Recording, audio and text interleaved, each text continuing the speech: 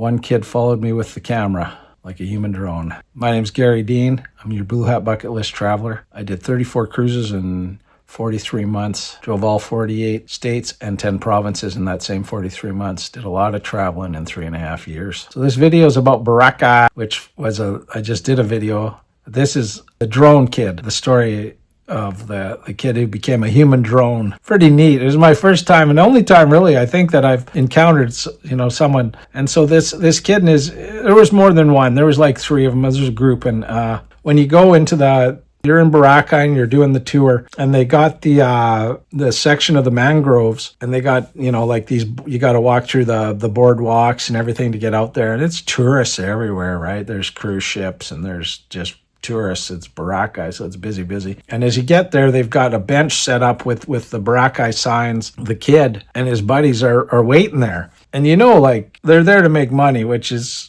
understandable, and it's okay, right? They're at least they're not begging. They're working for the money. So that's good. And I always, being an entrepreneur myself, I like to see the hustle, and these kids were hustling for their money, so I respect that. But the kid says, if you give me your camera, I can be a drone. And drones were, you kind of heard of them. They were still not something that people had. It was businesses would have them that were doing, real estate videos or big travel videos, things like that. Drones were rare. I didn't know anybody had one, put it that way. And this kid's like, I can be a human drone. And I was like, oh, really? How much? And he's like, $5, which is, enough. In the Philippines, that'll buy you lunch and dinner. So, but $5, when you're traveling is not a lot of money. So I was like, yeah, sure, that'd be fun. And so what you figure out when you run into those kind of situations where I had it also at the Taj Mahal. It's worth it to pay the people that are kind of in that area because they do crowd control. Like at the Taj Mahal, because we were with a photographer, he'd be like, hey, and he'd, people would get out of the way so that he could get a good picture, right? They understand that. They're doing it for free, and this guy's a pro, and he needs to make his money, and he needs good pictures, so get out of the way. And that's how the drone kid ran his little area of Boracay. He was like, everybody over there, look out, okay, you back there, hey, you, I can see you, get out of the way. And so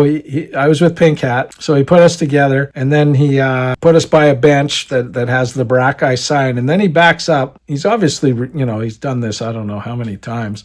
He's a real professional, though. He just starts, up and down, and then he's going around, and then he wants us, okay, look over there and look over there, okay, turn now, and so we're doing whatever he says. The video just turned out to be amazing, and I will find the video. I was trying to find it before I did this video, and I couldn't, but I will look for it later. So yeah, this drone kid, he's running that thing like it's his private dock, and he's got everybody out of the way. I was just so impressed, and I hope I know I can find the video. If I can't, I'll get hold of Pink Hat, and I know she has it. They did it on her phone is what happened. So, and it's a bigger file, so it was hard to move it phone to phone. But I know I've got a copy of it somewhere, and I will find it, and it'll appear. So just watch for that. Go through the shorts or whatever. You'll see it. Like I said, I respect, they weren't just standing around there trying to get money out of everybody. And I want to make this a bit too about, support the locals, right?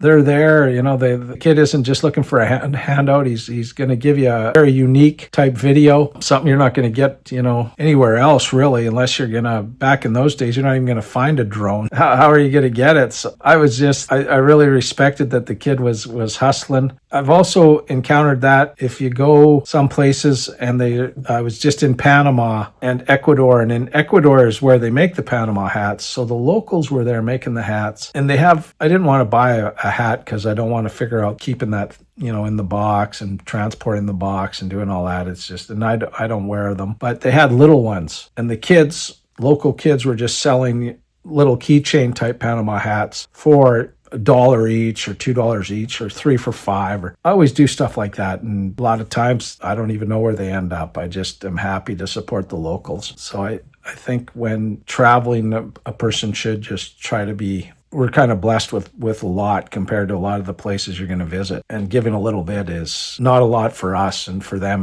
makes a big difference in their day. And this kid, And he's running the Boracay Pier like a boss. It's hot. It's so hot there. 35 Celsius, 95 degrees. He's out there all day long, and he has to. Some people didn't like him bossing them. You out of the way. You get over there. Hey, no, wait your turn. And then of course he didn't like people trying to copy him, or husband's like, oh, I can do that, and the wife or the girlfriend sitting on the bench, and the husband's doing this crazy stuff with the phone. Pretty Mickey Mouse when you could just give the kid $4 or $5 and let him be the pro. That was pretty funny. But that's the most unique kid I've ever found in all my travels, was the human drone kid.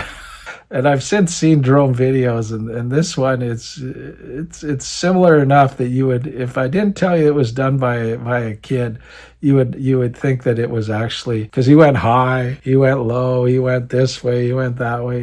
He would, like a drone would, it had all the stuff. Made an ordinary tour really something, and we were with a group, so we couldn't, hang out. We had to, keep it moving. There's lots of people want to get in and out of. They didn't just want the view or anything. It also had the sign of Boracay and a bench, and it was really, I think it even had hearts. It's a very romantic type spot, so it was a very popular place. So we couldn't hang out a long time. The kid was happy that we took him up on the offer, and it's that kind of sales thing where, once I agreed to it, then the guy behind me was more willing. And if everyone's saying no, then it's very hard to get a yes. Once somebody says, yeah, sure, I don't care if it turns out or not or what it is. I just respected the kid's hustling. He's trying. He's not just, hey, give me your money. He's working for his money. Yeah, if you get to Boracay, try to find the kid. Maybe he'll even have a real drone by now. Maybe he's taken all his $5 and invested it into a real drone.